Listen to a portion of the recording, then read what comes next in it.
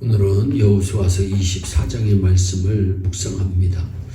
여호수아가 나이 많아 늙어 하나님의 부르심을 받았을 때 백성들을 세겜에 모아놓고 고별 설불교를 23장과 24장에 걸쳐서 하는데 그 중에 가장 중요한 내용이 바로 오늘 본문입니다.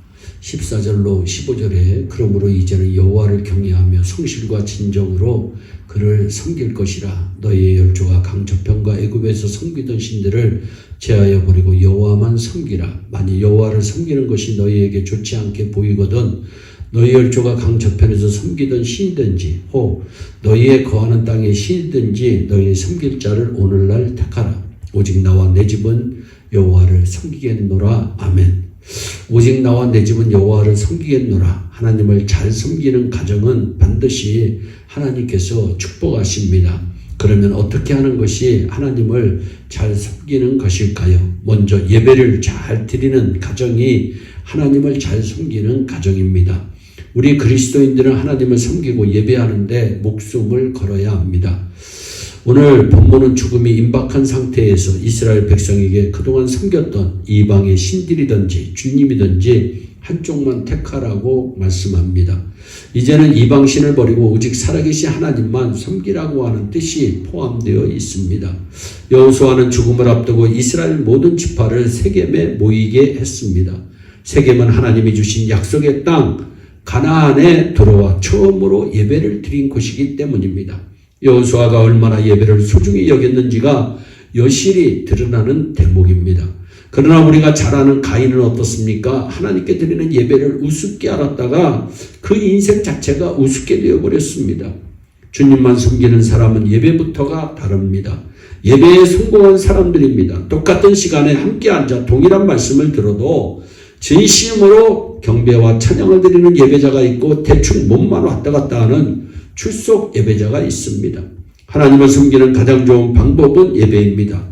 하나님께서 가장 기뻐하시는 것은 예배입니다. 섬긴다는 말은 히브리어로 아바드인데 예배도 아바드르입니다. 예배를 잘 드리는 사람을 하나님께서는 복내려 주시는 것입니다. 미국 미시간 대학 루이스 프롬 박사가 1962년부터 1970년 사이에 크라이슬러 자동차 회사에 다니다가 해고된 사람의 상태를 집중적으로 연구했습니다. 대부분의 사람들이 스트레스로 고민하다가 고혈압, 위장병, 심장병 등으로 세상을 떠났습니다. 먹고 살 걱정, 체면 등 여러 문제에 부딪혔습니다. 그런데 건강하게 살아가고 있는 사람들이 있었습니다. 스트레스를 전혀 받지 않고 건강하게 산 사람들은 모두가 하나님을 섬긴 사람들이었습니다. 하나님이 더 좋은 것을 주실 줄 믿고 주일마다 예배드리며 기도하였던 사람들이 대부분 장수하였습니다. 더 적극적으로 합력하여 선을 이루게 하시는 하나님의 뜻을 찾았던 사람들이 평안하게 장수하고 있었습니다. 예배를 잘 드리는 사람이 복을 받습니다. 또한 모든 믿는 자들이 서로 사랑하는 것이 하나님을 섬기는 것입니다. 오직 나와 내 집은 여호와를 섬기겠노라. 이 말씀 속에는 12지파 이스라엘 백성들이 화목하게 사는 것이 하나님을 섬기는 것이라는 의미가 담겨져 있습니다. 우리가 서로 사랑하자. 사랑은 하나님께 속한 것이니 사랑하는 자마다 하나님께로서 나서 하나님을 알고 사랑하지 아니하는 자는 하나님을 알지 못하나니 이는 하나님은 사랑이심이라. 사랑은 여기 있으니 우리가 하나님을 사랑한 것이 아니요 오직 하나님이 우리를 사랑하사 우리 죄를 위하여 화목제로 그 아들을 보내셨음이니라. 사랑하는 자들아, 하나님이 이같이 우리를 사랑하셨은즉 우리도 서로 사랑하는 것이 마땅하도다. 아멘. 부모는 자녀들이 서로 사랑하며 편하게 살기를 원하고 있습니다. 그러므로 형제들이 화목한 것이 하나님을 섬기는 것이라고 요한은 말하고 있습니다. 성도와 성도 사이에 사랑하여야 합니다. 부모와 자녀 사이에 평안하여야 합니다. 남편과 아내 사이에 화목해야 합니다. 서로 사랑하고 섬기고 돕는 것이 하나님을 섬기는 것입니다. 마지막으로 금식하며 기도하는 신앙생활이 하나님을 잘 섬기는 것입니다. 다시 말하자면 세상을 따라가지 않고 절제하는 믿음 생활이 하나님을 섬기는 삶입니다. 아셀 지파 안나 이야기가 누가복음 2장에 기록되어 있습니다. 또 아셀 지파 바누엘의 딸 안나라 하는 선지자가 있어 나이가 매우 많았더라. 그가 결혼한 후 7해 동안 남편과 함께 살다가 과부가 되고 84세가 되었더라. 이 사람이 성전을 떠나지 아니하고 주야로 금식하며 기도함으로 섬기더니 안나는 결혼하고 7년 후 남편이 세상을 떠났습니다.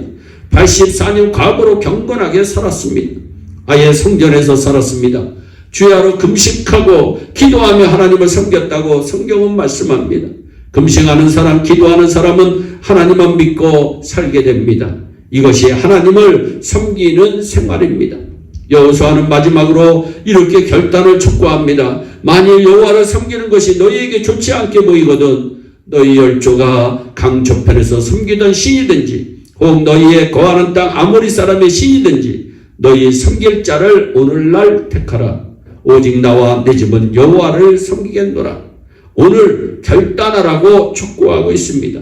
우리 모두 오늘 여호와만 섬기겠다고 결단하는 축복의 시간이 되기를 주 예수 그리스도의 이름으로 축원합니다. 기도하겠습니다. 사랑의 하나님 참 감사합니다.